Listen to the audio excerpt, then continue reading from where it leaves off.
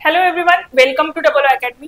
पहा, डीएमईआरची एक्झाम जवळ आलेली सर्वांना माहिती आहे। 18 सप्टेंबर पासून तुमची एक्झाम जी आहे ती सुरू होणार आहे। मग आता या डीएमईआरच्या एक्झाम मध्ये ग्रुप लेवल टाइमर असणार आहे का, परीक्षेचं स्वरूप कशा पद्धतीने असणार आहे या रिगार्डिंग डिटेल इन्फॉर्मेशन जी आहे ती आपण या व्हिडिओमध्ये बघणार आहोत। त्याआधी बघा, अकॅडमी मध्ये नवीन बॅचेस ज्या आहेत त्या सुरू झालेल्या आहेत ऑलरेडी, आणि त्याच्यामध्ये एएनएम जेएनएम असेल, स्टाफ नर्स, तसेच lab technician, lab assistant, pharmacist यांच्यासाठी नवीन बॅचेस सुरू झालेले आहेत आणि सध्या अकॅडमी मध्ये ऑफर सुरू आहे।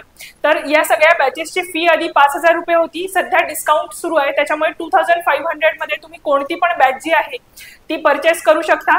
आणि त्याच्यामध्ये जो तुमचा काही सिलेबस आहे तो कंप्लीट कव्हर होणार आहे। तुम्हाला ई बुक, टेस्ट सिरीज आणि नोट्स प्रोव्हाइड केले जाणार आहेत आणि तुमचे जे काही क्वेश्चन पेपर आहेत डिटेल त्याचे अनालिसिस पण प्रोव्हाइड केले जाणार आहे। आणि या रिगार्डिंग तुमचे काही डाऊट असतील तर तुम्ही कॉन्टॅक्ट करू शकता 8010457760 या नंबरवरती। आणि लक्षात घ्या, या जे बॅचेस आहेत त्याची व्हॅलिडिटी 1 इयर एवढी असणार आहे। म्हणजे एकदा तुम्ही बॅच परचेस केली तर तुम्हाला 1 वर्ष व्हॅलिडिटी जी आहे ती मिळणार आहे। तर आता आपण बघणार आहोत की डीएमईआरची जी एक्झाम होणार आहे त्याच्यामध्ये तुम्हाला ग्रुप लेवल टायमिंग असणार आहे का, आणि परीक्षेचं जे स्वरूप आहे ते कशा पद्धतीने असणार आहे याची डिटेल इन्फॉर्मेशन आपण बघणार आहोत। तर बघा, तर आता बऱ्याच स्टुडंट्सना वाटतंय ते ग्रुप लेवल टायमर म्हणजे एक्झॅक्टली काय, तर असे जे काही एक्झाम्स आहेत त्याच्यामध्ये पण ज्या डिफरंट पोस्ट आहेत ज्याच्यामध्ये व्यावसायिक चाचणी असते किंवा टेक्निकल सब्जेक्ट असणार आहेत, मग त्या केसमध्ये लक्षात घ्या जो ग्रुप लेवल टायमर असणार आहे तर तुमचे नॉन टेक्निकल जे सब्जेक्ट आहेत ते 60 क्वेश्चन्स असणार आहेत आणि टेक्निकलचे 40 क्वेश्चन असणार आहेत। ठीक आहे, आपण टेक्निकल सब्जेक्ट साठी बघत आहोत, जसं फार्मासिस्ट असेल, लॅब असिस्टंट, लॅब टेक्निशियन। मग त्या केसमध्ये काय असणार आहे बघा, तर ग्रुप ए, बी, सी आणि डी असे 4 ग्रुप्स असणार आहेत। त्याच्यामध्ये लक्षात घ्या, जे फर्स्ट ग्रुप ए मध्ये 4 क्वेश्चन तुम्हाला माहिती आहे की मराठी असेल, इंग्लिश आहे, जीके जीएस आणि जीके आहे आणि रिझनिंग मॅथ्स आहे, असे 4 सेक्शन आहेत। ठीक आहे, नॉन टेक्निकल मध्ये। तर मग त्यामध्ये काय होणार आहे, तर मराठी मध्ये 4 क्वेश्चन्स, इंग्लिशचे 3 क्वेश्चन, जनरल नॉलेजचे 4 क्वेश्चन, लॉजिकल ॲबिलिटी म्हणजे तुमचं जे रिझनिंग आहे त्याचे 4 क्वेश्चन, असे मिळून टोटल 15 क्वेश्चन असणार आहेत। त्याच्यासाठी तुम्हाला 15 मिनिट एवढा वेळ मिळणार आहे। ठीक आहे, हा झाला तुमचा ग्रुप ए। एकदा त्या ग्रुपचा टाइम संपला की त्याच्यानंतर मात्र तुम्हाला पुन्हा तिथे रिपीटली जाता येत नाही किंवा स्किप केलेला क्वेश्चन पुन्हा सॉल्व्ह करता येणार नाही।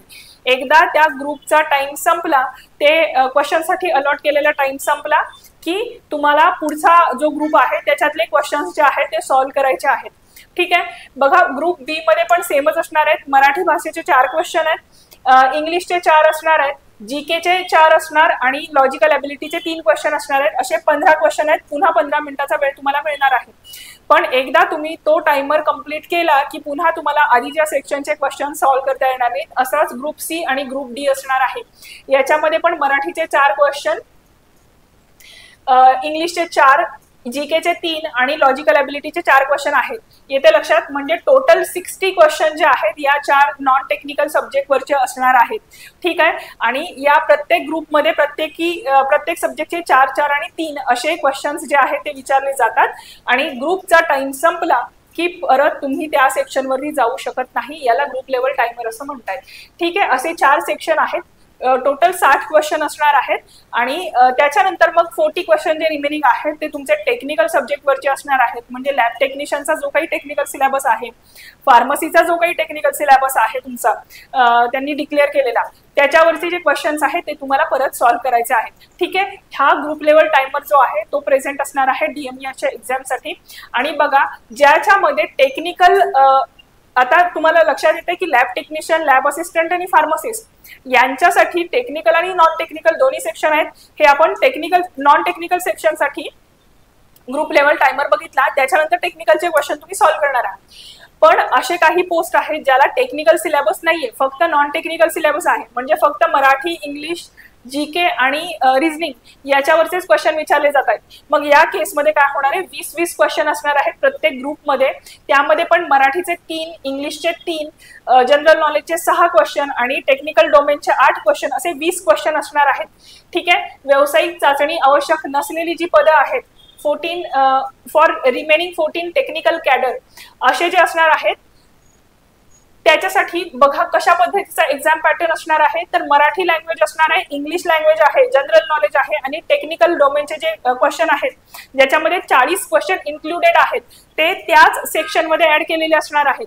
ठीक आहे, इथे नॉन टेक्निकल संबंधी फक्त सूचना दिलेल्या होत्या. आता टेक्निकल सेक्शन जिथे जिथे ज्या तुमच्या पदांना ऍड केलेला आहे त्याच्यासाठी कसा ग्रुप लेवल टायमर आहे बघा एकदा. तर मराठी भाषेचे जे क्वेश्चन्स आहेत 3 क्वेश्चन आहेत, इंग्लिशचे 3 आहेत, जनरल नॉलेजचे 6 क्वेश्चन आहेत आणि टेक्निकल डोमेनच्या नॉलेजचे जे आहेत ते 8 क्वेश्चन आहेत आणि प्रत्येक सेक्शन मध्ये हे 8 क्वेश्चन जे आहेत ते विचारले जाणार आहेत. ठीक आहे, सेम 20 क्वेश्चन असणार आहेत. तुम्हाला हे 20 क्वेश्चन जे आहेत 18 मिनिट्स म्हणजे 18 मिनिटांमध्ये सॉल्व्ह करायचे आहेत. ठीक आहे, 18 मिनिटांचा एकदा वेळ संपला की त्या ग्रुपमधला कोणताही क्वेश्चन तुम्ही परत एकदा अटेम्प्ट करू शकत नाही. ठीक आहे, पुन्हा दुसरा ग्रुप बी तुमचा सुरू होईल, त्यामध्ये 3 क्वेश्चन मराठीचे, इंग्लिशचे रिमेनिंग 3 क्वेश्चन, जनरल नॉलेजचे 6 क्वेश्चन आणि टेक्निकल डोमेनचे 8 क्वेश्चन असे 4 ग्रुप आहेत. ठीक आहे, प्रत्येक ग्रुपमध्ये 20 क्वेश्चन प्रत्येकी असणार आहेत. 18 मिनिटाचा टाइम आहे आणि 90 मिनिट एवढा वेळ तुम्हाला मिळणार आहे. याचा अर्थ 1.5 तासाचा वेळ तुम्हाला मिळणार आहे आणि प्रत्येक सेक्शन मध्ये 8 जे आहेत तुमचे टेक्निकल क्वेश्चन असणार आहेत.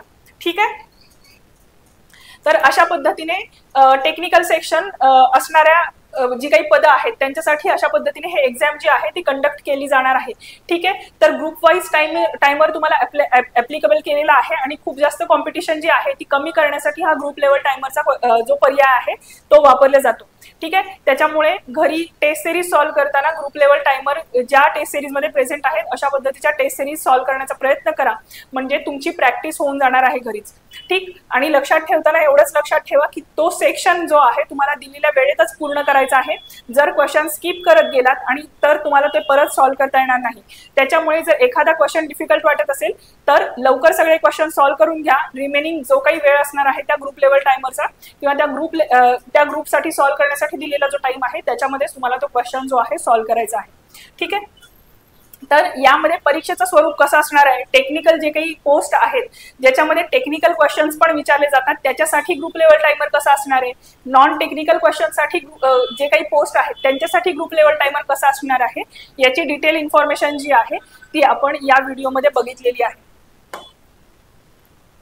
तर बघा या व्हिडिओमध्ये आपण बघितलेलं आहे की DMERच्या एक्झाम जी आहे त्याचं स्वरूप कशा पद्धतीने असणार आहे, ग्रुप लेवल टायमर टेक्निकल आणि नॉन टेक्निकल सब्जेक्टसाठी कशा पद्धतीचे असणार आहेत याविषयी डिटेल इन्फॉर्मेशन या व्हिडिओमध्ये बघितलेली आहे. आणि बघा अकॅडमीमध्ये नवीन बॅचेस ज्या आहेत त्या सुरू झालेल्या आहेत. त्याच्यामध्ये lab technician, lab assistant, pharmacist आणि ANM JNM याच्यासाठी नवीन बॅचेस सुरू झालेले आहेत आणि सध्या अकॅडमीमध्ये ऑफर सुरू आहे. केवळ 2500 रुपीजमध्ये तुम्ही जे आहे बॅच परचेस करू शकता आणि त्याची व्हॅलिडिटी जी आहे 1 इयर एवढी असणार आहे. आणि या रिगार्डिंग तुमचे काही डाऊट्स आहेत किंवा तुम्हाला बॅच जॉईन करायचे आहे, तुम्हाला गायडन्सची कमी वाटत आहे तर त्या केसमध्ये तुम्ही कॉन्टॅक्ट करू शकता 8010457760 या नंबरवरती. पहा, अशाच पद्धतीचे इन्फॉर्मेटिव्ह व्हिडिओज जे आहेत या चॅनल मार्फत तुमच्यापर्यंत पोहोचवले जातात. त्यासाठी व्हिडिओला लाईक करा आणि चॅनलला सबस्क्राईब करून ठेवा. थँक्यू.